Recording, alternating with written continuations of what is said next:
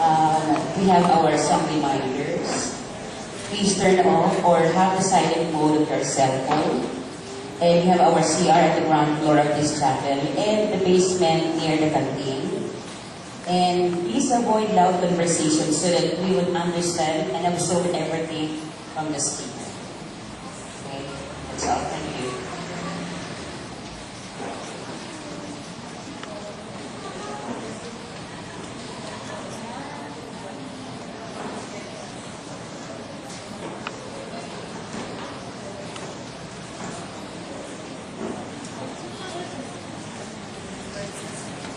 Once again, good morning to everyone.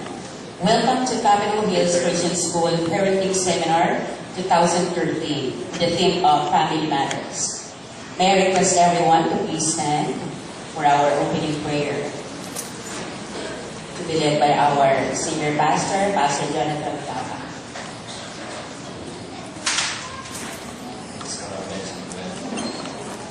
Our loving God and Heavenly Father, we are happy that you have gathered us.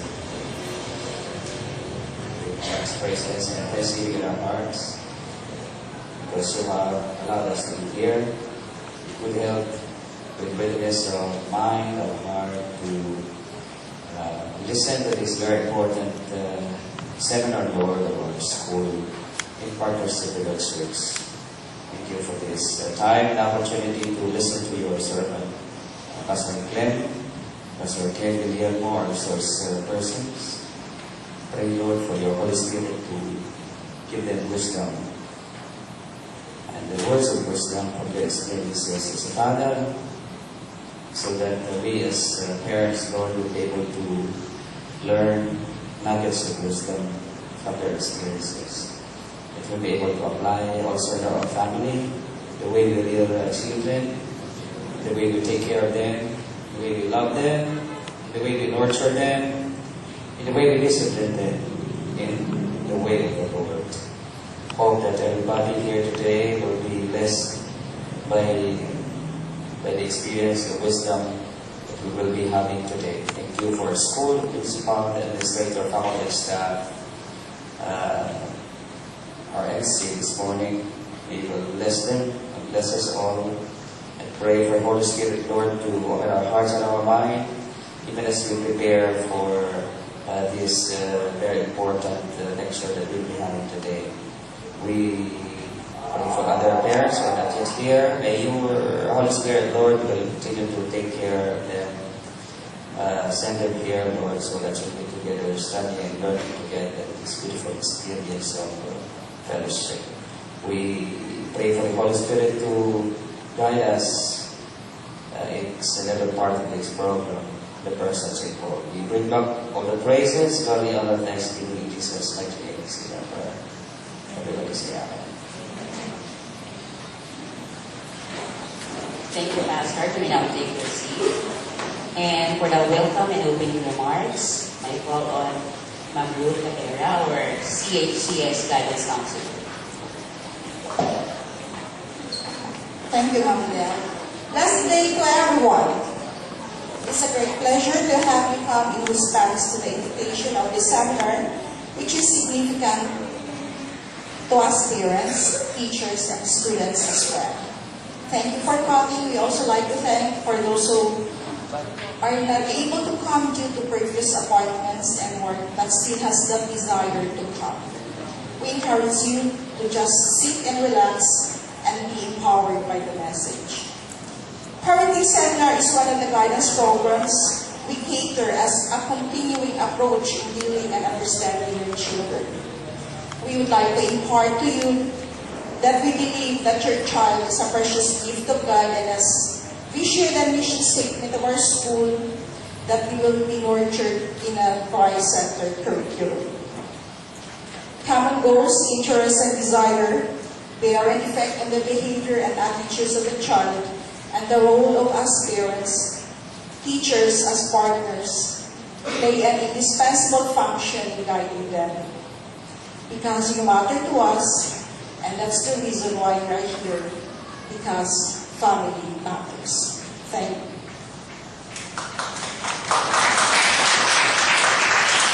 Thank you, Ma'am Ruth. Okay, we are gathered here today to learn from our speakers, of course. Actually, we started this last year, and it was a success because many attended the seminar with our guest speaker for today. And as you can see, our program, we have Seminar 1 and Seminar 2. Everybody has the program?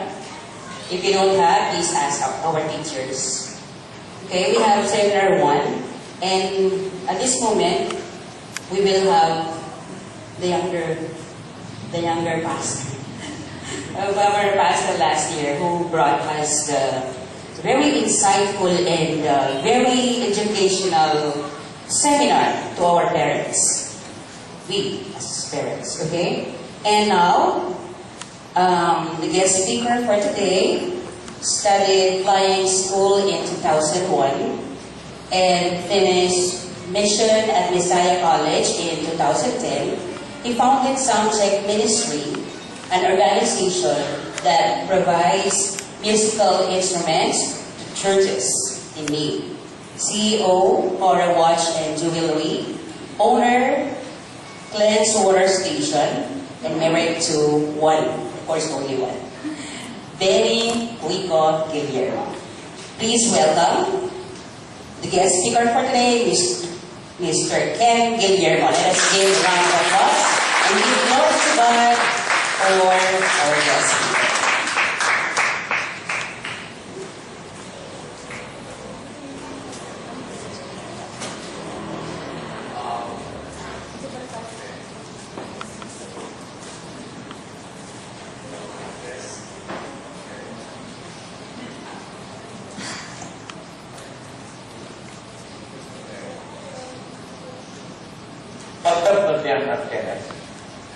Although I can't.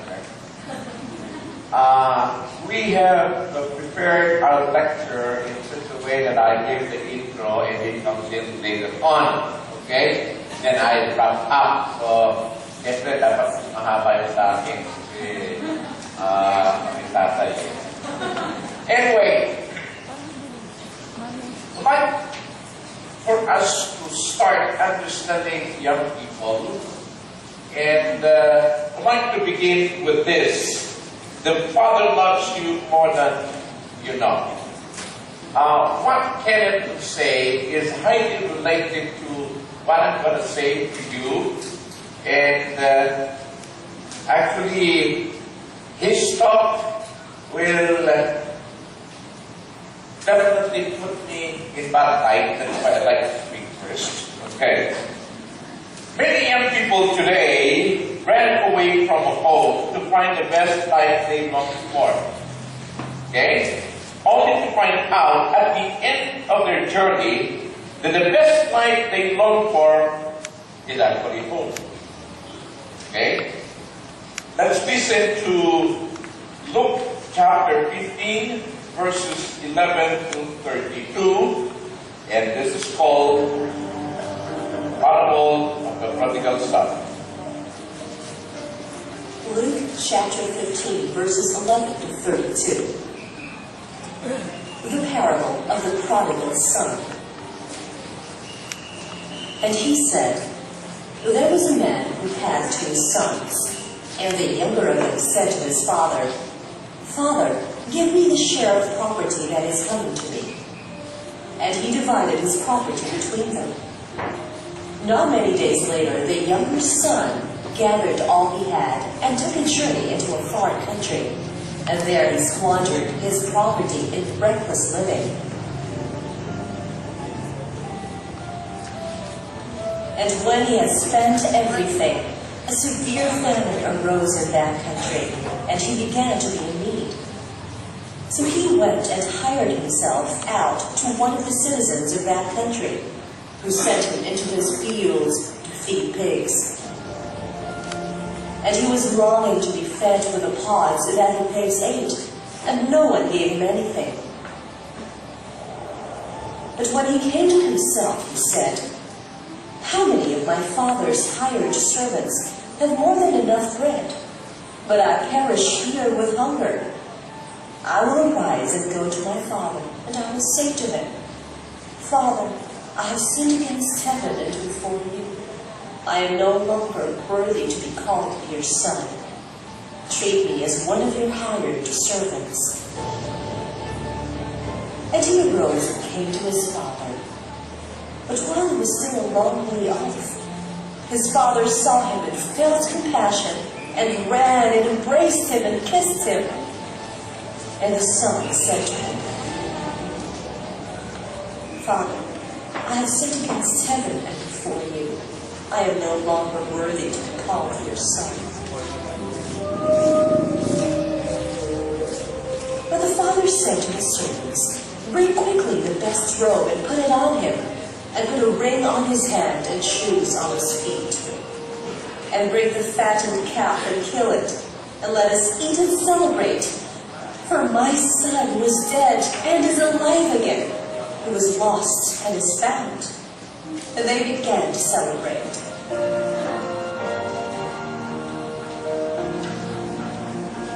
Now his older son was... Anyway, okay. Every young man's dream is freedom.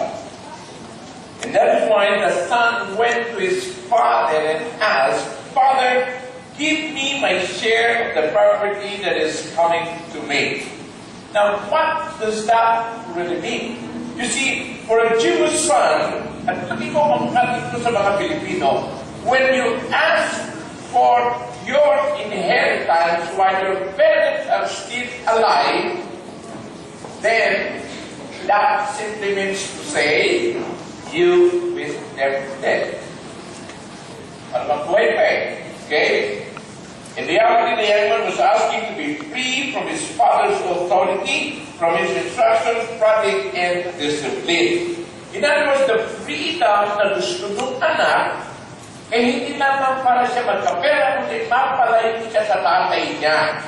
Maraming kabataan ang gusto mapalayo sa mga magulang kasi gusto nilang gawin ang gusto nilang gawin na hindi pinapakailaman ng magulang. Dahil mga kabataan dito ang laging sabihin, matanda na ako. Diba? Yun palagi. Our youth today want to be free from their parents' quote-unquote tyranny. Sobrang sihigpitin. Nakakainis na kung minsan, hindi ba? Sesermunan ka ng isang oras, humihingi ka lang naman ng dagdag na baon, pagkatapos hindi ka mabibigyan. Alright? Our youth today would like to say, I am the master of my fate. I am captain of my soul. Hindi ko ba? Young people, are you tired? Are you tired of being told what to do? Are you tired of being asked where you go? Are you tired of asking for permission? Of consulting mom or dad for your plans? Are you tired of your household chores? Araw-araw na lang ako naghuhugas ng pinagkainan. Diba? Then, it is about your time to claim your independence, dear young people. Yes! Pwede kayong humingi ng kalayaan mula sa inyong magulang at sabihin ninyo, ay yun na! Yun, di ba? And what do you do? Simple lang. Ano pa rin pang bakay?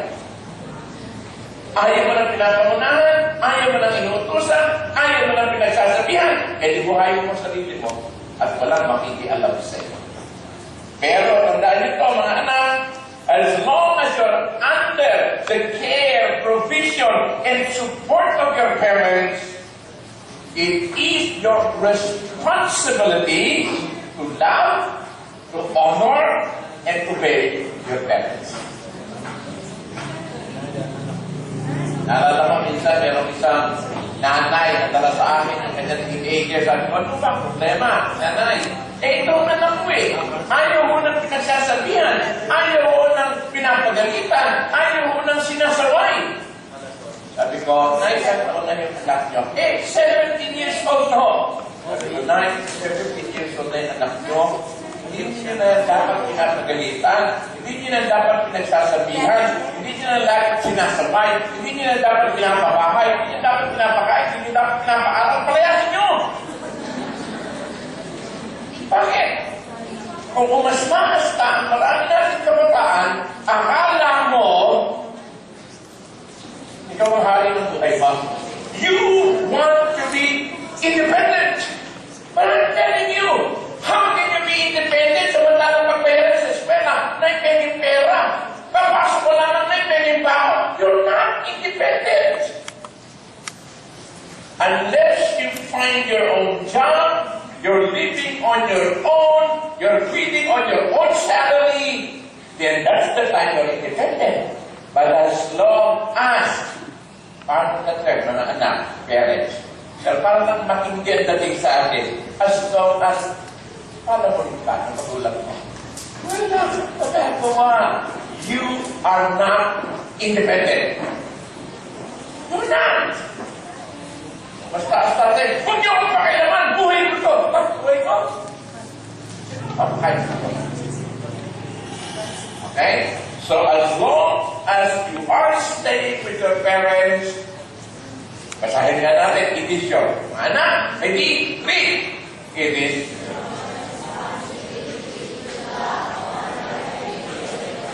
it is your responsibility to love, honor, and obey your parents.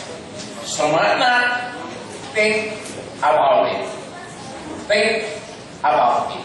Okay? So what really happened?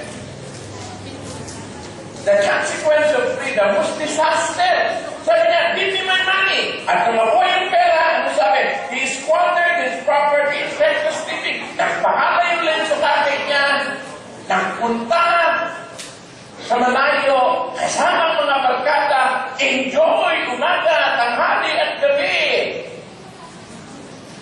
His freedom led to his disaster. Mga anak, dahil ito. You can be free at hindi ka pakikialaman ng magulang mo, but because you do not have the experience and because you do not have the wisdom of your parents, babagsak ka. You will fail. Okay? Freedom became freedom to sin and pleasure provided a false enchantment. So it became, wow, this is life. I can do whatever I want to do. I have the money at wala akong magulang na magbabawal sa akin. Ang sarap ng buhay. The lost son lusted for freedom without restraints and ended up enslaving himself. He squandered his dad's hard-earned money in a reckless living. Pili dito, pili doon, enjoy dito, enjoy doon, pleasure dito, pleasure doon. So, although youngsters today squander their parents' hard-earned money.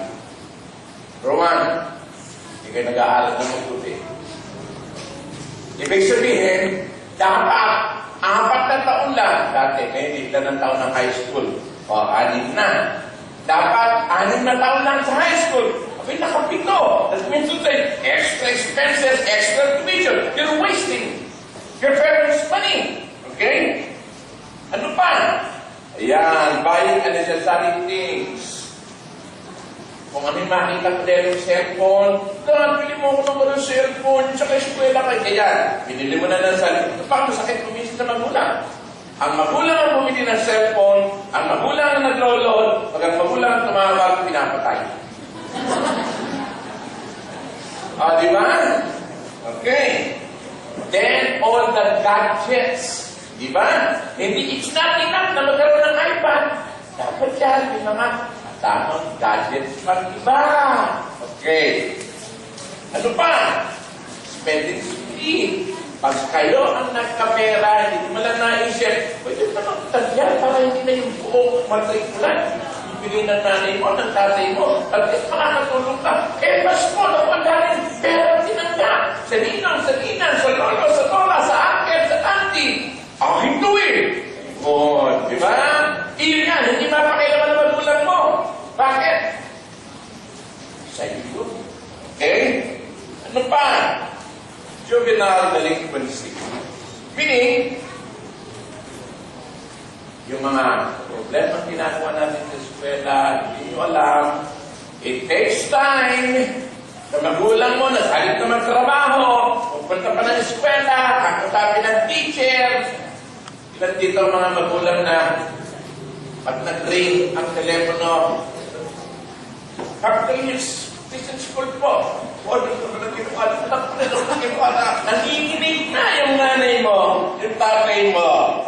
Okay? So, you have tried everything to find meaning and fulfillment in life, but it seems having the money and freedom is useless. It does not give you the meaning of life.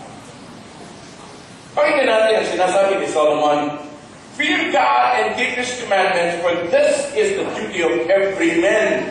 And remember your creators in the days of your youth, before the days of trouble come, and you say, I find no pleasure in Him.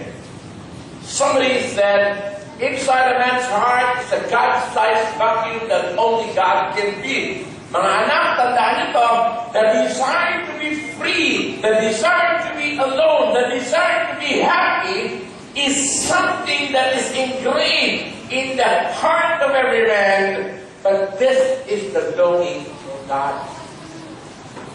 I have seen so many men, there is that vacuum in their heart, and fill up that vacuum with money, popularity, power, bisyo, whatever. And they end up saying, wala din. Yun. Bakit? Kasi yung vacuum na yun is reserved for God. Unless God sits in the inner recesses of your heart, you will find no meaning to life. So mga anak, think about it. Think about it. Now, home where you belong. And so, nung nagpapakain na ng baboy, kahit na baboy yung buhay, di ba? Na baboy na gusto yung buhay niya. Naisip niya ngayon, anong sabi niya? Sa bahay namin, katulong lang, 4 na ulam. Sa bahay namin, katulong lang, naka-aircon pa. And so he made a decision. In other words, he realized, this is foolish. This is not what I'm looking for. This is not life. And so, sabi niya, I will go back to my father. Kita niyo? The foolishness led him to understand, masarap lang sa tatay mo. Mas masarap lang sa tatay mo. Mga anak, marami sa inyo, iinis sa tatay mo, iinis sa nanay mo, sermon dito, sermon to, parang ang agahan ko, sermon, ang kapunan ko, sermon, ang pampatulog ko, sermon. Buti yun, kahit sila sa 5,000, dami mo ng sermon, araw-araw. Alright? So, in the midst of hardships, we long to have the ease of home. The prodigal son now realized that the good life he was longing for is home. There is no place like home. Tandaan yan, mga anak. May ingit kayo sa eskwela nyo. Kasi yung eskwela ko, hindi sinasaway ng nanay. Kasi yung eskwela ko, pwede ito yun. O sige, pumunta ka doon and I'll tell you, it will not be long to go back to your own home. So the son realized God is right. Anak, you will not be able to understand ang inyong mga magulang. You will not be able to understand bakit sila mahigpit. Bakit ito? Bakit ganun? But soon in your life, you will say, tama pala at tama. How many among us, dear parents, na nung pinapagalitan tayo ng ating mga magulang, naiinis tayo, nagagalit tayo, sumasama ang loob natin, and now you say, buti na lang, pinalaki ang pagtatay sa pag-aral. Ngayon lang namin na-appreciate yun. Sabi namin sa inyo, maniwala kayo sa amin, galing kami doon. Believe us, doon kami galing. Okay, doon kami galing. Now, you've got choices. You've got choices. Mga anak. Hindi ko alam ilan sa inyo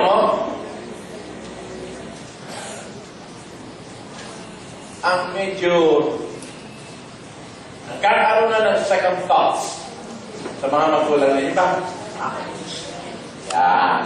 Medyo naisip ninyo na baka magre-repair na lang ako, baka ganito, baka wow, anak.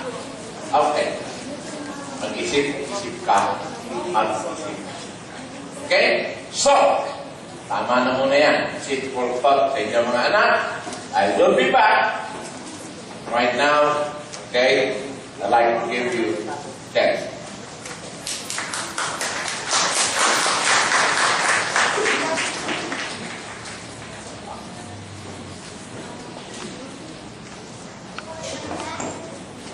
Morning.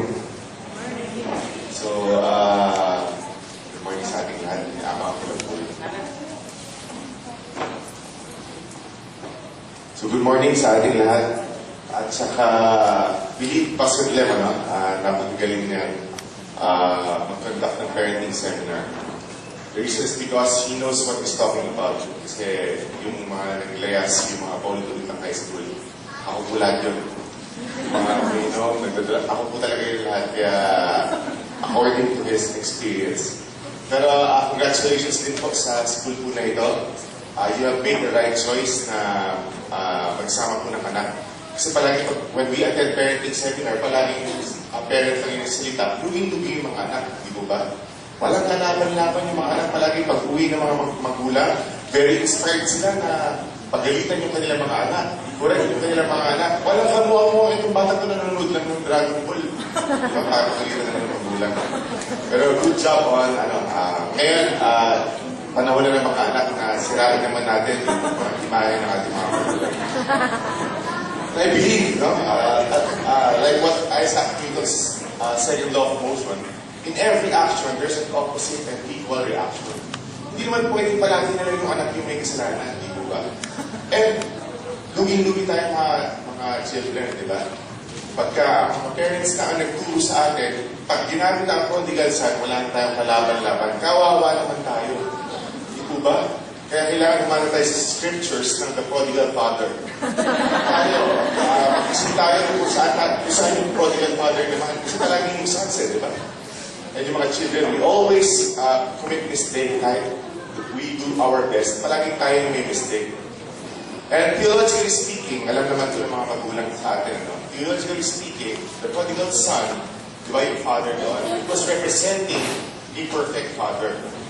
Di ba? And it was representing our God, di ba? So meron ba dito perfect father? Di ba? So we cannot claim that. Hindi naman pwede, dapat perfect ka rin tayo. Diba? Parang gamitin sa akin yan, di ba?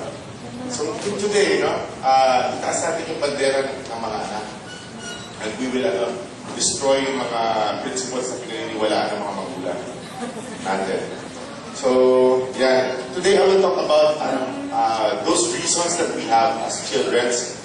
I believe na palaging meron po dahilan. Hindi pwedeng naging ganito yung mga estudyante, naging ganito yung binata nang walang reason. Diba? There's always a reason. Inom lang ako konti. So today, yan po yung pag-usapan natin. So, I just want to share with you guys, there was a time in my life, nung ako po ay, ito pong nakikita ninyo today, yan, parang ganyan yung kamukha,